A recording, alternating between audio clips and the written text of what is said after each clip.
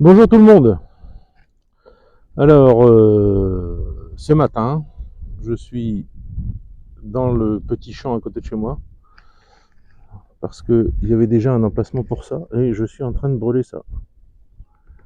Voilà, c'est du vieux papier peint, des vieux morceaux de bois, enfin des trucs qui servent à rien quoi. Donc voilà, et je reste à côté avec ma bouteille d'eau pour éteindre si jamais ça va trop loin. Mais pour l'instant, ça a l'air de bien se passer. Donc je suis sous le pommier. Voilà, c'est bien sympa. Avec les poules qui doivent être quelque part par là. Ben, vous les voyez pas. Je sais pas où elles sont. Voilà. Donc ce matin à 8h, là il est 8h30, à peu près à 8h, j'ai été à la scierie pour commander des bastings en bois pour euh, renforcer le plancher de ma future salle de bain. On est en train de. Je vous avais expliqué, la cave est finie et on a descendu la cave d'1,20 m et on descend le plancher de 70 cm pour qu'il soit à la hauteur de la cuisine en fait, pour qu'après on fasse une porte et qu'on accède de la cuisine à la salle de bain. Parce que là pour l'instant il y avait, puisqu'ils ont commencé à le faire les ouvriers, là, il y avait au moins 50 cm de différence, donc il aurait fallu mettre un escalier et tout, enfin bon c'était compliqué. C'est mieux comme ça. Alors j'ai été, pour vous donner des prix, j'ai été ce matin commander le bois. Alors j'ai commandé 10 bastings de 25. Alors attendez, c'est combien il m'a dit Là c'est sur le téléphone, je peux pas regarder. De 25 sur 200, 6 mètres de long, 10 morceaux. J'ai payé 45 euros, 4500 roubles. Un peu moins de 45 euros, parce que le rouble a redescendu un petit peu là, donc à peu près ça quoi. Voilà.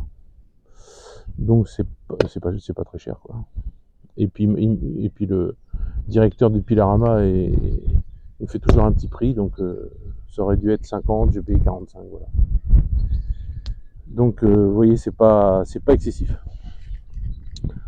Il y a le soleil qui est juste dans ma tronche, enfin dans votre tronche, pas dans la mienne. Donc voilà. Alors aujourd'hui, je voulais vous dire 2-3 petites nouvelles que j'ai reçues de ce qui se passe en Ukraine. Alors, je connais des personnes qui sont à 3 endroits différents d'Ukraine. 4 endroits différents d'Ukraine. Ouais. Oui, parce qu'il y en a un qui était plus, il y est retourné. Dans ces 4 endroits, non, dans 3 endroits sur 4, ils ont avancé. Sachant que la grosse attaque actuelle, elle se déroule au sud de Belgorod.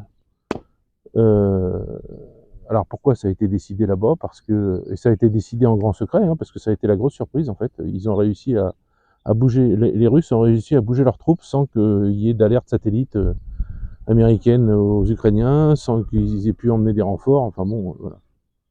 Donc qu'est-ce qui se passe? Eh ben, il se passe que en face, alors non, je vais vous dire un autre truc avant qui va vous montrer un petit peu la suite. Il y a eu des milliards qui ont été envoyés par les États-Unis, l'Europe, etc., pour que pendant 10 ans, depuis 2014, pour que, comme vous le savez, l'Ukraine se prépare à une guerre contre la Russie, à la demande des Anglais surtout, des Allemands, des Français, des Américains, etc. Ces milliards ont été en grande partie détournés. Et pourquoi je dis ça? Parce que, par exemple, Dimitri, qui fait partie de l'armée du Donbass depuis 2014, me dit à chaque fois que quand ils arrivent dans des tranchées, en fait, ils vivent comme des clochards. Et quel que soit le niveau de tranchée, je veux dire, si c'est les premières, la deuxième ligne, la troisième ligne, la quatrième ligne, c'est la même chose. Ils vivent comme des clochards, ils sont dans la terre directement, il n'y a aucun béton, il n'y a rien. Pourquoi? Parce que tout l'argent qui a été envoyé pour faire ça, et c'est exactement ce qui se passe maintenant au nord de Kharkov. Alors oui, il y en a qui m'ont reproché de dire Kharkiv, mais c'est vrai, bon, j'avais dit que je dirais Kharkov quand ça serait russe, mais ça va être russe, donc Kharkov. Donc tout ce qui est autour de Kharkov, donc près de la frontière russe, en fait, c'est rien du tout, quoi. C'est des défenses, faites à l'appel, quoi. Enfin, je veux dire, y a rien de prêt, il y a rien de préparé, il y a rien de fait en 10 ans. C'est de la merdasse, c'est mal fait, enfin bon, ça va pas, quoi. Donc ce qui donne qu'en ce moment, les armées russes avancent, prennent les tranchées facilement. De ce fait-là, ils ne perdent que pas trop d'hommes, ils en perdent, mais pas ça n'a rien à voir avec l'offensive ukrainienne, hein. Ça n'a absolument rien à voir, hein. C'est le jour et la nuit, hein. Ils perdent quelques hommes, mais on perd toujours des soldats quand on attaque, c'est obligatoire. Ne serait-ce que dans des accidents, ne serait-ce que dans des tirs de contre-batterie, quand vous arrivez, il y en a qui reculent pas, donc ils vous tirent dessus, puis ils tuent des soldats. Mais il y en a beaucoup qui se rendent et il y en a beaucoup qui reculent.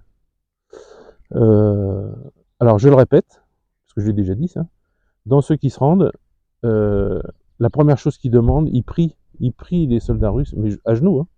Il m'a dit, à genoux, hein, de leur donner à manger.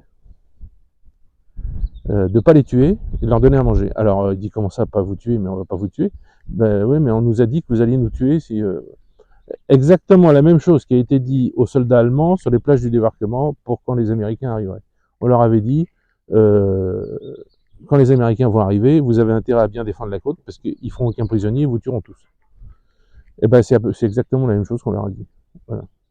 On leur a dit que les Russes les tueraient tous, alors que les Russes ne tuent pas les prisonniers. Alors attention, ne venez pas me dire, oui mais j'ai vu une vidéo, oui, ça peut arriver. Sur un front de 1800 ou 1200 ou 1800 km, je sais plus, avec 1 million d'hommes d'un côté, je sais pas combien de l'autre, enfin bon bref, que y ait un soldat qui tue un prisonnier, ouais, et oui, ça existe. Mais ce que je veux vous expliquer, c'est que c'est absolument pas une généralité. C'est pas comme ça que les Russes voient la guerre. Pas du tout. Comment vous dire? Mettez-vous à leur place. Moi, je me mets à leur place. Je sais ce que je ferais. Vous perdez la boule, en fait. Vous avancez, vous retrouvez vos copains ou des soldats russes torturés, attachés, une balle dans la tête, enfin, etc. Quand la prochaine offensive que vous faites, vous tuez tout le monde. Enfin, je sais pas. Je dis pas que c'est ce qu'il faut faire, je dis pas que c'est bien, mais c'est certainement ce qui doit se faire. Oh, c'est quoi qui pète? Des morceaux de je sais pas quoi là. Ah, ça doit être l'espèce de... Comment ça s'appelle Ah, le truc qui est interdit en France parce qu'il y a plein de gens qui sont tombés malades des poumons avec ça. Et ici on en a. J'en ai coupé hier, mais bon, j'en ai coupé un quart d'heure, quoi. J'en ai pas fait toute ma vie à en couper. C'est pas la même chose. Donc voilà, donc je vous disais que il faut comprendre la mentalité des gens au moment M, à l'instant T, ou à l'instant I, pour être français, et pas instant T pour time.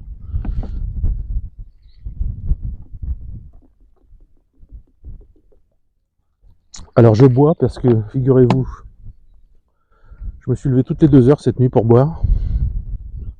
Parce qu'hier soir, on a fait un barbecue avec Elena, et je sais pas, j'ai pas senti, pourtant, ils ont dû mettre la dose de sel dans les coupatés, ça s'appelle, c'est les saucisses russes, ça s'appelle coupaté.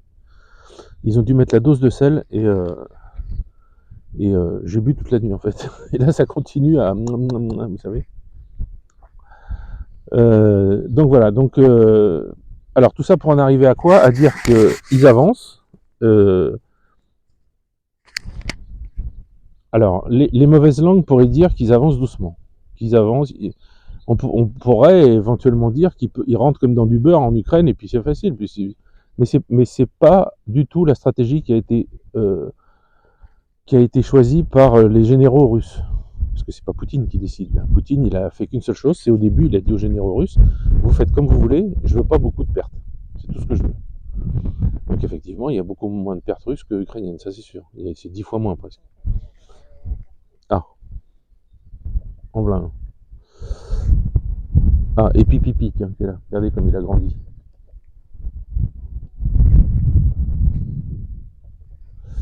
Et donc ils avancent, ils font attention. Dimitri m'a dit qu'ils avaient comment ça s'appelle, j'ai oublié le nom.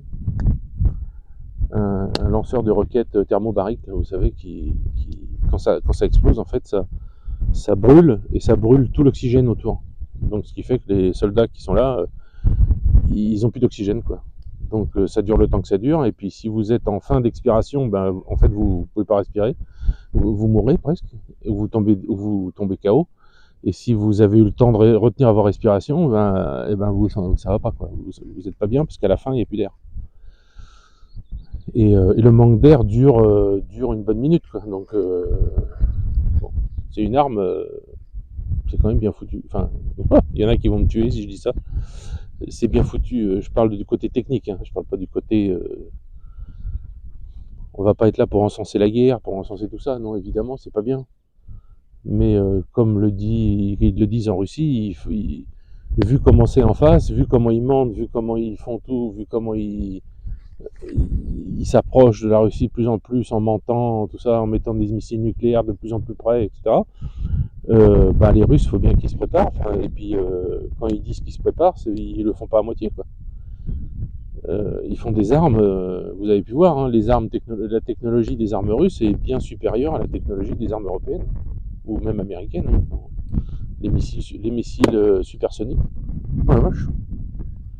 Les missiles supersoniques, bah, les Américains, ils n'arrivent pas à les faire. Alors on pourra remarquer quand même, une petite chose qu'on pourra remarquer, c'est que la Corée du Nord a maintenant des S-400, alors l'équivalent des S-400, c'est-à-dire que la technologie leur a été donnée, et il semblerait qu'ils aient aussi des missiles supersoniques, la technologie leur a aussi été donnée. Bon, il semblerait que la Chine aussi. Alors voilà, ça c'est des bribes d'infos que j'ai rattrapées. C'est vrai, c'est pas vrai, c'est ce genre d'infos, vous voyez, on ne peut pas être sûr, quoi. Alors les missiles nucléaires et les S-400, l'équivalent des S-400 nord-coréens, ça si, ça on les a vus sur le défilé, mais ça veut aussi tout dire, parce que, ou rien dire, parce qu'on a vu aussi à une époque les Iraniens sortir un avion furtif, et en fait, quand le général qui le présentait a mis la main dessus, on a vu l'avion trembler, parce que c'était du carton, en fait. C'était pas un vrai. Donc, bon, tout est relatif. Donc voilà. Et puis, alors ils avancent. Comme je vous le disais tout à l'heure, c'est pour ça que j'étais un peu parti à gauche à droite dans d'autres sujets, là, comme d'habitude, vous me direz. Ils avancent, et quand ils prennent des prisonniers, je vous l'ai déjà dit, et on me le dit encore régulièrement, et on me l'a dit encore cette nuit, ils se mettent à genoux, ils demandent à manger. Parce qu'ils n'ont pas à bouffer depuis... Ah, vous avez aussi des Ukrainiens qui sont dans des sortes de trucs de protection, et qui sont avec des cadavres depuis une semaine, quoi. C'est-à-dire ils peuvent pas sortir, ils peuvent pas, on vient pas les chercher. Enfin, démerde-toi, quoi. C'est triste, quoi. Enfin, ça, je sais pas moi, ça a pas l'air de choquer les gouvernants des pays occidentaux qu'on envoie des milliards et des milliards à ce pays, et qu'en fait leurs soldats crèvent de faim, restent avec des cadavres pendant une semaine là où ils sont, personne vient les chercher. La rotation pour les repos, bah, c'est quand on veut, c'est pas une fois par semaine comme les Russes par exemple. Enfin bon, ça me fait mal au cœur pour eux, quoi, parce que, alors, comme toujours, je ne parle pas des nazis, je ne parle pas des mercenaires, je vous parle des soldats ukrainiens enrôlés de force ou pas, ou enrôlés parce que c'est des gens qui sont patriotes, qui aiment leur pays, c'est normal, ils défendent leur pays, on leur demande de défendre leur pays, ils le font, quoi, c'est tout, il n'y a rien d'autre à dire, c'est des gens comme ça. Alors la plupart des Russes, ça leur fait mal au CUL. La plupart des Ukrainiens parce que, et les Russes aussi, parce que ils ont la famille de l'autre côté. Euh, bon, c'est comme ça. Bon, il y a du vent, j'espère que ça va passer. Ouais, mon feu s'est bien passé. Ça se déroule pas trop mal. À part ces morceaux de. Mince, comment ça s'appelle ce produit là? On faisait les. L'amiante. Voilà. Alors je suis pas certain, mais je pense que c'est en amiante, les trucs là, ce qu'ils appellent schiffer. C'est ce qu'il y a, par exemple, les tuiles du toit là, c'est fait avec ça. Alors quand c'est sur le toit et puis que ça bouge pas, bon bah vous avez aucun problème avec ça. C'est quand vous le coupez que ça fait de la poussière, comme j'ai fait hier, ou c'est casse-pied. Bon. Donc voilà ce que je voulais vous dire aujourd'hui. Bon, comme d'habitude, les vidéos que je vous fais sont démonétisées systématiquement dans moins d'une minute après que je les ai mis en ligne et remonétisées 3-4 jours après. Donc du coup, ben, je peux plus faire de vidéos. Par exemple, la vidéo du 9 mai, j'aurais voulu la poster le 9 mai, ben, j'ai pas pu la poster avant le 12 ou voilà quoi. C'est un peu dommage quoi. Mais bon, donc je vous le répète, c'est la raison pour laquelle vous avez peut-être deux publicités par vidéo, une au milieu. J'ai pas regardé où ça se met exactement. Ça doit être normalement ils disent que c'est au milieu. Bon, je sais pas comment c'est foutu.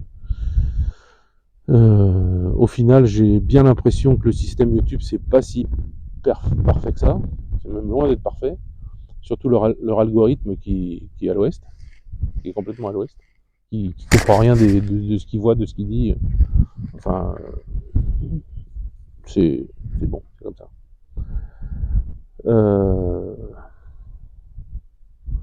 Et ben écoutez, voilà, pour aujourd'hui, j'ai pas d'autre chose à part cette histoire, ces petites histoires que je vous ai racontées avec les défenses ukrainiennes qui sont zéro parce que l'argent a été détourné évidemment.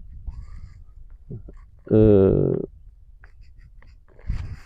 il commence à y avoir des occidentaux qui se réveillent, qui voient à Nice, à Cannes, les Ukrainiens avec des voitures à 60 briques, euh,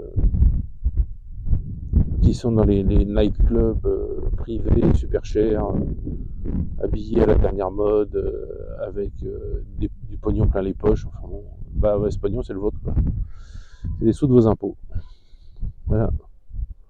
C'est pas eux actuellement avec le pays qu'ils ont qui gagnent des sous en Ukraine. Il n'y a plus d'industrie, il n'y a plus rien.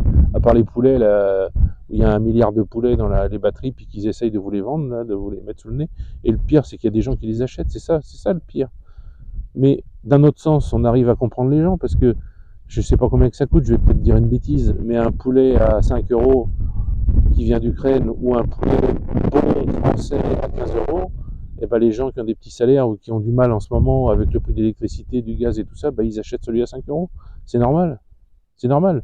C'est pas contre les producteurs français, c'est pour leur portefeuille à eux, quoi, pour essayer de. Si vous saviez le nombre de gens qui m'écrivent en commentaire ou par mail ou sur Telegram pour me dire qu'ils mangent qu'une seule fois par jour. J'ai raconté ça à des Russes hier, qu'en France, ils étaient choqués avec ça d'ailleurs, qu'en France, un agriculteur, il a 500 euros de retraite et sa femme, qui a bossé toute sa vie aussi, elle a le droit à rien. Donc ils ont 500 euros à deux pour vivre à la retraite. Et quand lui meurt, elle a le droit que je crois c'est 75% de la retraite du mari ou un truc comme ça. Donc même pas 400 euros quoi. Et un migrant qui arrive en France, on lui donne l'hôtel, on lui donne l'AME, on lui donne tout ça et 800 euros par mois. Mais attendez, il n'y a pas un problème, non? Enfin bon, mais en ce moment la grosse discussion des Russes avec moi, c'est ça. Je vous en ai fait une vidéo dessus là, et le truc de chanson. Merde, ça m'intéresse tellement que ça m'est sorti de l'esprit le nom. Ah, où c'est un Suisse qui a gagné là. l'Eurovision, voilà. L'Eurovision. Alors comme quelqu'un a dit, je sais plus où, c'est pas l'Eurovision, c'est la vision de l'Europe plutôt. C'est la vision de l'Europe d'avoir des gens comme ça. Si vous n'êtes pas déglingué du cerveau, vous ne pouvez pas réussir dans l'art, dans la chanson. Voilà. Il y a eu une période en France, il y a 40 ans, 50 ans, où on avait des chanteurs à texte, des poètes, on avait Jacques Brel, on avait Aznavour, on avait les Beatles même. C'est les Anglais, mais on avait les Beatles. De toute façon, même le rock'n'roll, tout ça, c'est ceux qui aiment le rock'n'roll surtout, et même ceux d'aujourd'hui qui l'aiment aussi, c'est surtout les années 70, 80, voilà, c'est tout quoi. Après ça commence à être n'importe quoi. Bon, et ben voilà, écoutez, avec ce beau soleil qui vous aura bien ébloui, enfin pas de trop, parce qu'il y a quand même les branches, hein, c'est pas la peine de ronchonner, hein, vous aurez bien bronzé. Parce qu'il y a toujours des ronchons, vous savez, des ronchons qui écrivent des commentaires. Ouais, mais il y avait le soleil. Bah, il est quoi? Bah, c'est bien, non? Il y a le soleil. C'est comme les gens, je dis ça souvent ici. J'ai dit, quand c'est l'hiver, vous n'êtes pas content. Alors, bon, c'est pas exactement vrai. Ils aiment l'hiver. Et ils aiment l'été. Je leur dis comme ça, parce que des fois ça arrive. Je dis quand c'est l'hiver, je mets ma main devant le micro pour le vent. Je sais pas si ça va couper le son ou quoi, j'espère pas. Parce que là, il y a un sacré vent qui se lève. Je leur dis donc que. Oi, oi, oi. J'espère que ça va pas foutre le feu partout, ça. Non. Bah non, c'est la fin du feu, donc ça va. Oui, donc je leur dis que quand c'est l'hiver, ils sont pas contents. Ah, il fait froid aujourd'hui. Ah, vivement l'été. Et puis quand c'est l'été, puis qu'il fait 35-40 degrés, bah vous êtes pas contents parce que ah, qu'est-ce qu'on était bien en hiver, il faisait frais, on pouvait bien dormir, etc. L'humain, il fait ça dans tous les pays. Enfin, peut-être pas en Afrique, parce que le froid. Oui. Le froid, ils l'ont pas. Je me suis fait tirer dessus. Le froid, ils l'ont pas. Mais en Europe, dans toute l'Europe, on fait ça en fait. Je crois qu'aux États-Unis, ça va être la même chose. On n'est jamais content de ce qu'on a. Mais enfin, c'est un peu un caractère assez français, ça, de jamais être content de ce qu'on a. Alors, par contre, tiens, une information, les hirondelles volent bas, à ras du sol aujourd'hui, donc ça veut dire que, et le vent, donc ça veut dire qu'il va y avoir de la flotte. Voilà, il va flotter. Bon, bah écoutez, ça va éteindre mon feu. Pour l'instant, on avait du soleil tout à l'heure, on en a toujours là, mais ça, les nuages arrivent de l'autre côté là.